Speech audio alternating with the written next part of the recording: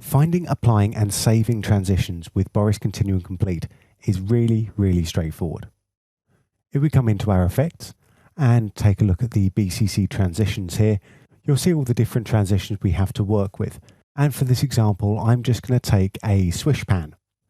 And we can apply this in a number of different ways. We can either drag and drop over a cut point or have a cut point selected and then just double click. And that will apply our swish pan there.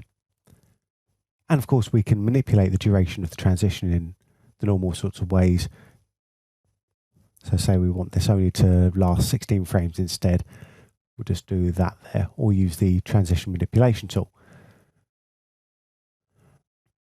Now, if I come into the effects editor, you can see all the different controls that we can use here. And we have the animation set to auto, which means it's going to be the length of the transition.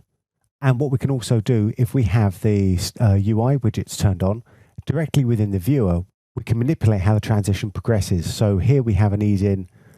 So it starts off with a simple ease in. We can adjust this there. So now the main focus of the transition starts at the front. Let's come back in here and we can change the ease out as well there. So let's take that there. So we can more heavily weight the speed of the animation to the back end. Whoosh. Maybe a little bit too whooshy there. There we go.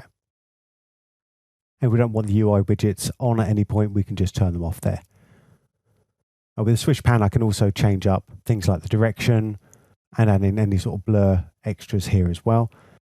And that includes, changing the apply mode of the blurs. And you can experiment with that yourself and get some interesting little looks going on there. And if we're happy with that and we want to use it again and again, we can recycle this in a couple of different ways. We can save it as a preset directly within the effects itself. So we go out to our preset, drop down, hit save, and I'll just save this one as pan up, screen blend.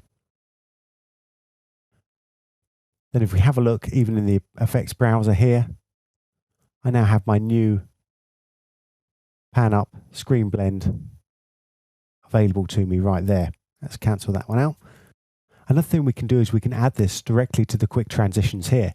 So if I come up to bins and create a new bin, and I'll call this one quick transitions.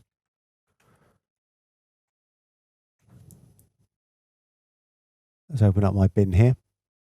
And if I just drag my swish pan into my quick transitions bin now, so if I come over and now go to my quick transition, you can see that that swish pan has been added to the bottom of my little list there.